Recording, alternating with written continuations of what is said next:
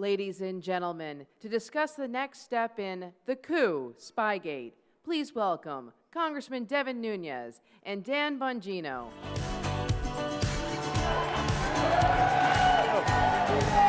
Thanks, guys. Hello.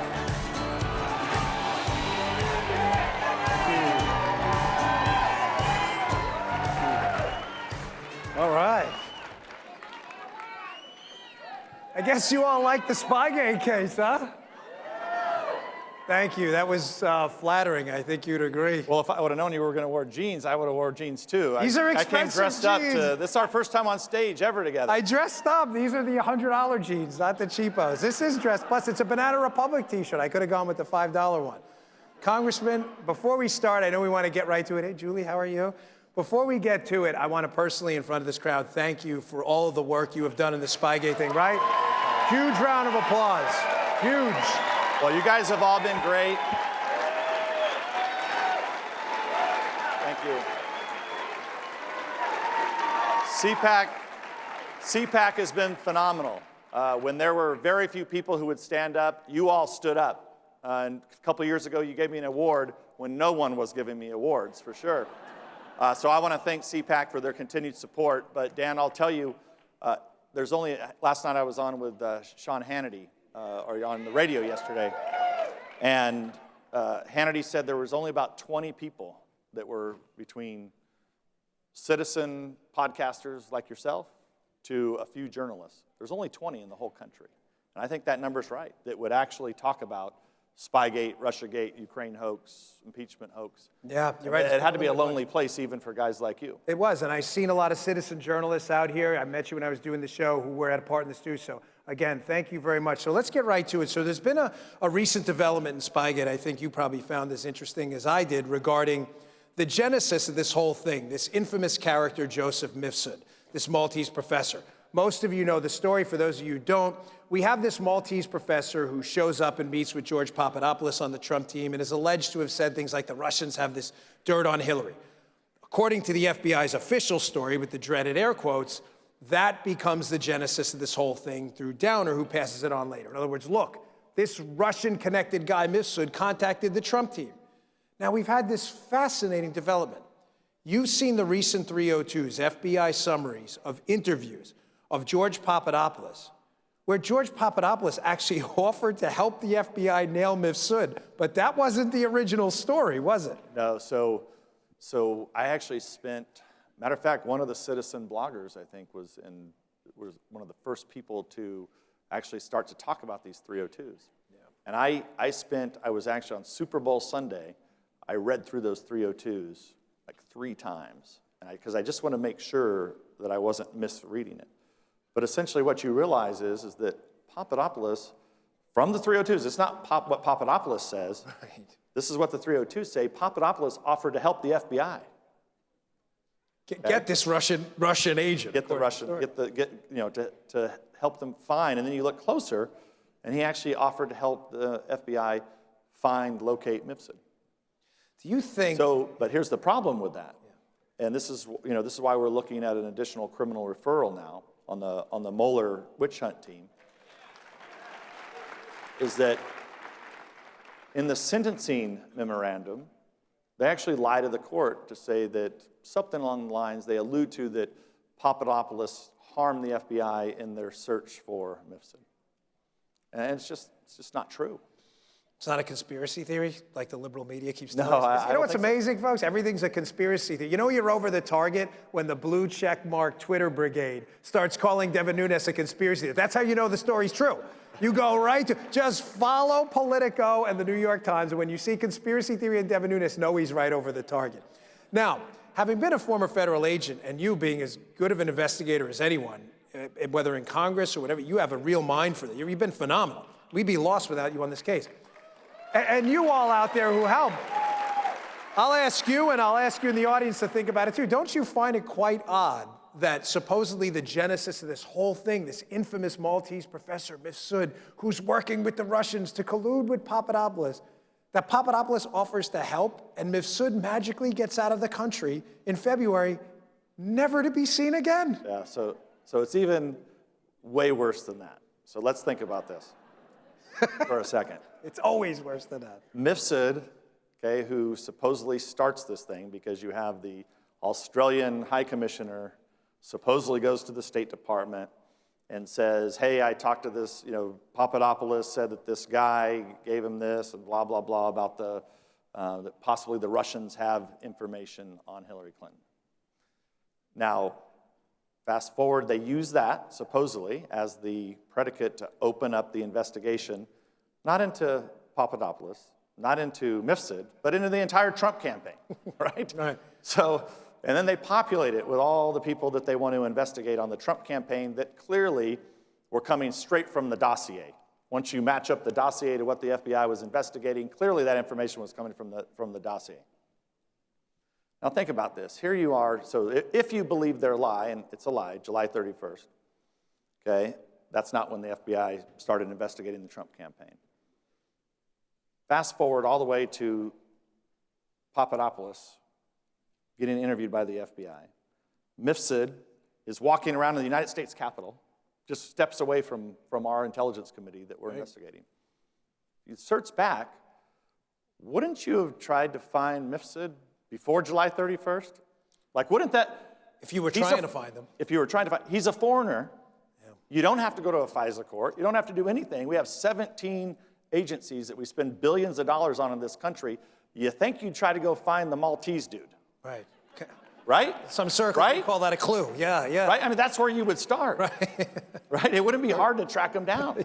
Right. And my God, if it's the end of democracy, like the Democrats and the fake news have said, I mean, hell, they should have sent every drone in our military after Mifsud. Yeah. Now, folks, just so you understand the grasp of this, the whole cover story for investigating Papadopoulos and Page is this Mifsud. He is ground zero for this. Now, if he's not in fact Russian, this will lead to my next question, or a Russian agent, as I believe only Jim Comey is still alleging, but you can't believe anything Jim Comey actually says.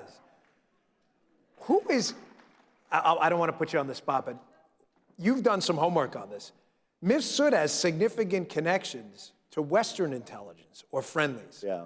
Now, you'd think the media would look into that, no? But they don't seem Well, curious. that's the other issue here that doesn't make any sense. If Mifsud is somewhere between Comey's definition of a Russia agent to what Mueller said that he had Russia connections, somewhere in that, I don't know what the hell Russian connections means, but I mean, I guess it could mean that you talked to somebody that was Russian one time or drinking exactly. vodka, yeah.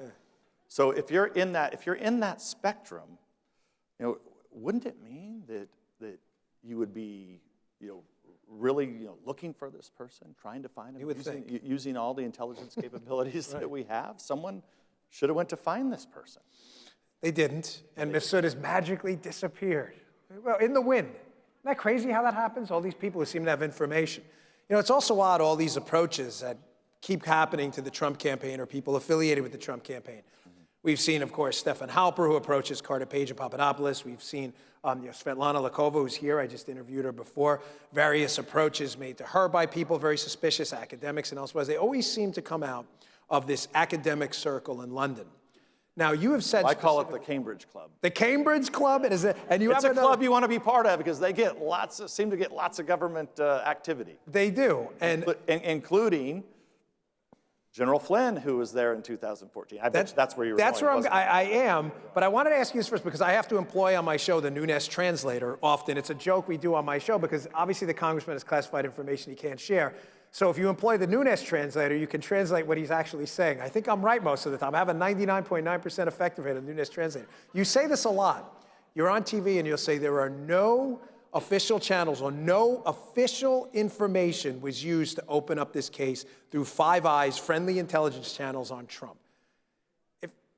If you can elaborate for a moment on why that's suspicious and why that should worry everyone in this room? Well, because it's real simple.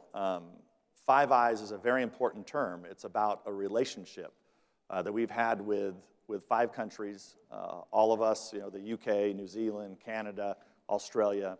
A very, very important relationship that we've had for many, many years. Well, there are tried and true processes in place where there's actually markings on documents that signify if this is a Five Eyes product. And there was no such documents. That's And look, I would think for something as important as investigating a political campaign, counterintelligence investigation, if you're going to use the term Five Eyes, there damn better be some type of intelligence behind that. But there wasn't, because it's what we call in the intelligence business, it's called rumor intelligence. like SIGINT and human rumint. Rumint. Yeah. Well, it's a fascinating point because, again, think about in a crowd the gravity of what the congressman just said. Multiple outlets, media outlets that lean left, it's, not Bongino.com or Nunes.com or whatever, outlets that lean left like CNN and elsewhere, I think it's obvious they lean left, right, have already reported on an intelligence channel set up between the United Kingdom and the Obama administration to pass information. This is not a conspiracy. You can Google the article today. Jim Sciutto and Pamela Brown wrote it in April, I believe, of 2016. It says, UK intelligence passed information on Trump to the Obama administration. But if you're saying that wasn't due to official channels, then why were they doing it through a back channel if that story's real, which CNN is yet to retract? Because it was rumor intelligence, likely a lie. My guess is it came from some mix of the Clinton campaign, the Cambridge Club, and the dirty cops. And do you believe that's why even in the FBI, I don't want to put words in your mouth, but the intelligence officials in the FBI, because remember, we have the CIA intelligence channel, law enforcement channel, and the FBI, but do you believe that's why the case was isolated to headquarters? Let me make the question more specific. Specifically to keep it away from trained field agents who may have noticed right away that the rumint, you talk about the rumor channel, was colossal bullshit. Can I say that? I'm sorry if there's any kids in the room. But is there any, do you believe that? That's been a running theory for me for a long time. That's why they kept it in the little rooms in headquarters. If you would have had official Five Eyes intelligence, it would have activated all sorts of activity, including sending that to the U.S. Congress, to the Intelligence Committee, which, we said, we knew by February of 2017, because we asked all 17 agencies, give us every single thing that you have. And of course, at that time, the deep staters, they wanted to give us everything they had. Yeah. And guess what they gave us? Evidence of Russian influence, the Trump campaign. Exactly zero, nothing. I've got about 3 minutes left here, but one of the tragedies of this is if you read one of the excellent books out there by Lee Smith, The Plot Against the President, he talks specifically about you, how you had been warning about the Russia threat for years. Yeah. Had been warning about they downplayed your Russia threat until Russia became politically useful for them. And I think this is one of the problems Mike Flynn, Lieutenant General Mike Flynn, a great patriot who I think is effectively being politically targeted.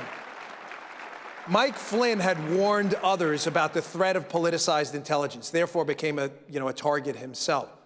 Don't you find it awfully odd that the FBI, folks, they open up cases, think about this, on August 10th on Manafort, Page, and Papadopoulos, but they don't open up a case on Mike Flynn. You know what magically appears on August 10th when the FBI doesn't open up a case because somebody was clearly upset? A dossier on August 10th that has Mike Flynn's name in it. And you know who shows up the next day at FBI headquarters or at the interview with the FBI? Halper, this spy, who magically has information about all the players of that. My question is, do you believe Flynn was a target? And do you believe he was a target because he understood the dangers of politicizing intelligence in the country? I think that General Flynn has been mistreated would be putting it mildly. What's happened to him should never happen to any American, much less a war hero like General Flynn. Yeah. Amen. All right. And the frustrating part about this is that I know, because I was on the Trump transition team, one of the things that General Flynn wanted to do, he thought it was critically important that we empty out the swamp of all the senior intelligence folks that are in Washington, D.C. So they had a real reason to get rid of General Flynn. And because he was going to downsize the NSC, downsize the rest of the IC elements in the swamp, push people out to the field, which is where you can actually get intelligence. That's what he wanted to do. And so I know that because he told me this. Yeah. I mean, this is not rumint. This is him telling me looking at a chart on all the people he was going to eliminate. This is Nunes in, which is good stuff. All right, I got 45 seconds left. I think everybody in the audience, the big question is this, right? Is anybody going to be locked up for this? I mean, it's only the biggest political scandal. Where's the bracelets? Where's the handcuffs? My gosh. Right? My gosh. Only the biggest scandal of our time. Yes. So I can tell you this, and I get this question where I go all over the country. I get this question every single day, whether it's in an airport or speaking to a large group. And here's what I will tell you guys. Obviously, the person that really wants people held accountable, the number one person in America that wants people held accountable, is the President of the United States. But I will tell you this, the second person in this country that wants these people handled appropriately is sitting right here, me. So I feel your pain. I know what you want. We're trying to do everything we can, Republicans in Congress, to do what we have the power to do. We don't have handcuffs. We don't have guns. We don't have badges. What we can do is provide evidence and make criminal referrals to the Department of Justice. And I know it's moving slow, but I have faith that Durham is going to get to the bottom of this. I really do. I think I speak for the audience. I think I speak for all of you here. Our time is up. But I want to, from the bottom of my heart, thank you, Congressman, for having the guts to stand up for the biggest political scandal of our time. Thank you. Thank you for all your support. Thank you. Thanks. Thank you. Thank you.